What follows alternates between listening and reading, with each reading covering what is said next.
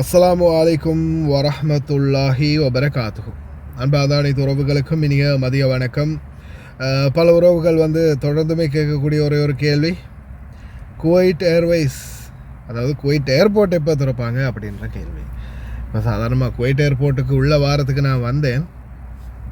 Full check in, யாராலையும் உள்ளே போக முடியாது. தேவையில்லாத எந்த ஒரு விஷயத்துக்குமாக உள்ளே போகவே முடியாது. முன்னாடி நாம் அந்த ரவுண்ட் போட்டில் சும்மா சாதாரணமாக உள்ளே போனோம். குவைட் ஏர்போர்ட் டெர்மினல் பழைய மத்தார் கதீமுக்கெல்லாம் ஜசீரா ஏர்வேஸுக்கெல்லாம் சும்மா நார்மலாக வண்டியில் உள்ளே போனோம். இப்போ அதே சரியாக அந்த ரவுண்ட் போட்டில் மணிக்கூட கோபுரம் இருக்கக்கூடிய ரவுண்ட் போட்டில் செக் பாயிண்ட் போட்டிருக்காங்க. உள்ளே போகிறதா இருந்தால் சரியான காரணத்தோட மட்டும்தான் உள்ளே போக முடியும். நாங்கள் டிக்கெட் ஒன்று கேன்சல் பண்ணுறதுக்காக, குவைட் ஏர்வேஸில் போட்ட டிக்கெட் ஒன்று கேன்சல் பண்ணுறதுக்காக வந்தோம், ரீஃபண்ட் எடுக்கிறதுக்காக.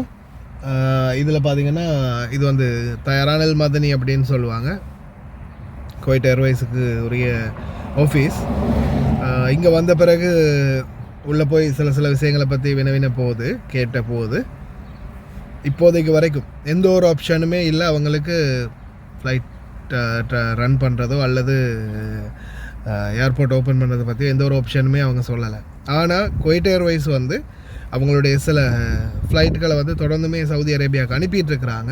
இதில் முக்கியமாக அவங்களுடைய தகவல் என்னென்னு பார்த்தீங்கன்னா, இனி வரும் நாட்களில் இது இந்த அளவுக்கு ரொம்ப டிஃபிகல்ட்டாகவே தொடர்ந்து போயிட்டு இருந்துச்சுன்னா, இங்கேருந்து இப்போ ஜசீரா ஏர்வேஸ் எப்படி செய்கிறாங்களோ அதே மாதிரியே சவுதியிலேருந்து குவைட் ஏர்வேஸும் அவங்களுடைய பயணத்தை தொடங்குறதுக்குரிய ஏற்பாடுகளை செய்வாங்க. அந்த நேரத்தில் இலங்கைக்கு போகக்கூடிய ஃப்ளைட்டாக இருக்கலாம், இந்தியாவுக்கு போகக்கூடிய ஃப்ளைட்டாக இருக்கலாம், மற்ற நாடுகளுக்கு போகக்கூடிய ஃப்ளைட்டாக இருக்கலாம், எல்லாமே சவுதியிலிருந்து இயங்குகிற மாதிரியான செயல்பாடுகளை முன்னெடுப்பாங்க அப்படின்ற மாதிரி தான் தகவல் சொல்லியிருக்கிறாங்க. அதே போல் இன்னொரு முக்கியமான தகவல் என்னென்னா, குவைத்தில் யாராவது உங்களுடைய டிக்கெட், அதாவது நீங்கள் டிக்கெட் புக் பண்ணியிருக்கிறீங்க, டிக்கெட் புக் பண்ணி இருந்தும் உங்களுக்கு டிக்கெட் ரிட்டன் ரீஃபண்ட் தர மாட்டேங்கிறாங்க.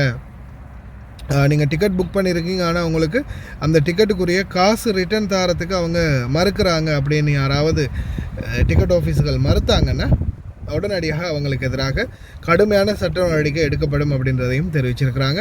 குவைத்தினுடைய director of the civil aviation, அதாவது சிவில் விமான போக்குவரத்து திணைக்களம் இருக்குது தான் இங்கே இருக்கக்கூடிய டைரக்டர் ஆஃபீஸ், அவங்க டைரெக்டாகவே கடந்த நாட்களில் நான் நியூஸில் கூட போட்டிருப்பேன்னு நினைக்கிறேன். அவங்க டைரெக்டாகவே இன்ஃபார்ம் பண்ணியிருக்கிறாங்க அனைத்து டிக்கெட்டிங் ஆஃபீஸுகளுக்கும்.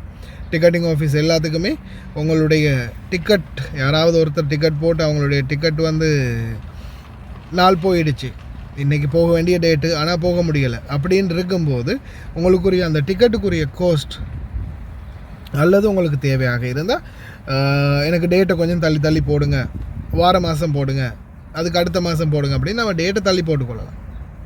அப்போ ஒருவேளை ஓப்பன் ஆகிடுச்சுன்னா இன்ஷா அல்லாஹ் அதுக்கு பிறகு நாம் அந்த டேட்டில் போகிறதுக்குரிய ஏற்பாடுகள் பண்ணிக்கொள்ளலாம்.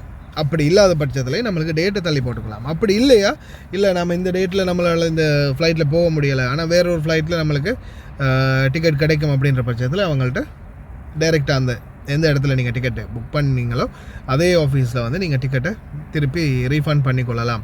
அதை கொடுத்துட்டு காசை ரிட்டர்ன் வாங்கி கொள்ளலாம் அப்படின்றத சொல்லியிருக்கிறாங்க. இன்ஷா அல்லாஹ் அதே போல் நீங்களும் உங்களுடைய டிக்கெட்டுகளை கேன்சல் பண்ணிக்கொள்ளலாம், திருப்பி ரிட்டர்ன் ரீஃபண்டும் வாங்கி கொள்ளலாம். அதுக்கான செயல்பாடுகள் வேகமாகவே நடந்துக்கிட்டு இருக்குது அப்படின்றதும் குறிப்பிடத்தக்க விடயம். அதே மாதிரி தற்போதைய சூழலில் குவைத்தில் தங்க விலை சரமாரியாக அதிகரித்து போகுது அப்படின்ற மாதிரி தகவல் ஒன்று வெளியிட்டிருக்கிறாங்க. அது சம்மந்தமான செய்திகளையும் வெளியிட்டிருக்கிறாங்க. கடந்த நாட்களை விட இனி வரும் நாட்களில் தங்க விலைக்கு இன்னும் அதிக டிமாண்ட் வரலாம் அப்படின்னு தெரிவிக்கிறாங்க. ஏன்னா வேறு நாடுகள்லேருந்து இறக்குமதி செய்யக்கூடிய தங்க பிஸ்கட்டுகள் இப்போதைக்கு இல்லை, இம்போர்ட் பண்ண முடியலை. இம்போர்ட் எக்ஸ்போர்ட் ஃபுல்லாகவே டவுன் ஆகி இருக்கிறதால தங்க விலை செய்கூலி சேதாரத்தோடு சேர்த்து இன்னும் அதிகரிக்கும் அப்படின்னு சொல்கிறாங்க. பார்க்கலாம். அதே மாதிரி டிக்கெட் புக் பண்ணினவங்க உங்களுடைய டிக்கெட் ஆஃபீஸ்களில் போய் கேன்சல் பண்ணுறதா தான் கேன்சல் பண்ணி ரீஃபண்ட் வாங்கி கொள்ளலாம்.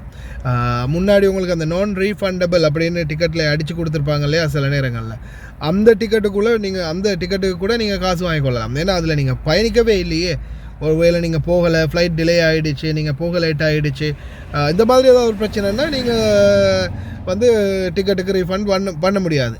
ஃப்ளைட்டே இல்லையே, ஃப்ளைட்டே வேலை செய்யலையே, போகவே இல்லையே. அப்படி இருக்கும்போது அவங்க நான் ரீஃபண்டபிள் அப்படின்னு சீல் குத்தின டிக்கெட்டாக இருந்தாலும் அதுக்கு நீங்கள் ஒரு ரீஃபண்டை வாங்கி கொள்ளலாம். ஞாபகத்தில் வச்சுக்கோங்க. நண்பர்களுக்கும் இதை மறக்காமல் ஷேர் பண்ணுங்கள். வேறு ஏதாவது ஐடியாக்கள் இல்லை தகவல்கள் தெரிய இருந்துச்சுன்னா கமெண்ட் பண்ணுங்கள். அதற்கான தகவல்களை சேகரித்து நான் உங்களுக்கு மறுபடியும் வீடியோக்களை பதிவு பண்ணுறேன். عودة الذهب للهبوط بعد تعافي مؤقت إثر دخول أطراف جديدة في قضية إغلاق مضيق هرمز ومخاوف من انكماش اقتصادي عالمي. حاليا السوق ما في ذهب، يعني اللي يحصل الحين يشتري على طول. السبب ان طبعا انت تدري المطارات حاليا مسكرة، زين. هذا الجوي بالنسبة حق البحري، انت عارف مضيق هرمز وباب المندب شنو اوضاعهم، زين. فصاير ما في ذهب قاعد يدخل الكويت نفس قبل، سواء كان من الامارات او اي ما كان المكان. حاليا الاقبال كله صاير على الذهب بشكل عام، يعني هم قاعد يدورون السبايك، قاعد يدورون الليرات، قاعد يدورون حتى القص، وهم قاعد يشترون المشغول. إقبال المستهلكين ما هو إلا وعي مجتمعي تجاه المعدن الأصفر الذي يعد زينة وخزينة ووسيلة لحفظ الأموال عند الأزمات. الحين الطلب صاير أغلب على السبايك وعلى الليرات، هذا شيء معروف عند الكل بسبب النزول القوي اللي حاصل على الذهب. هذا يعني الأونصة 5500 إلى 4200، وصلت 4100 وردت الحين ارتفعت على 4700. صاير على السبايك على الليرات، قلتهم بالسوق تخلي العميل يتجه اتجاهات أخرى، ياخذ المصيوق المشغول بمصنعيات قليلة. هذا أول شيء. الشيء الثاني الإقبال، أساس الإقبال الزحمة تبلش العصاري الصبحيون ياخذون اللي عندها عرس، عندها حفلة، عندها شيء، تاخذ لها شغلة بسيطة حق اللبس، تاخذ شبكة، تاخذ حتى كراسي ياخذون حق اللبس، مضاعد. لكن الزحمة تبلش العصر الساعة 6 ونتصاعد هني، عاديون الشباب، يجون الحريم، الكل يدور سبايك، ليرات، مصيوق. فهذا اللي حاصل الحين بسوق الذهب. عمليات جني الأرباح عالميا مستمرة على الذهب، وطلبات الشراء في تزايد، وتوجه المستهلكين للمشغولات الذهبية نتيجة شح السبائك والليرات في السوق المحلي.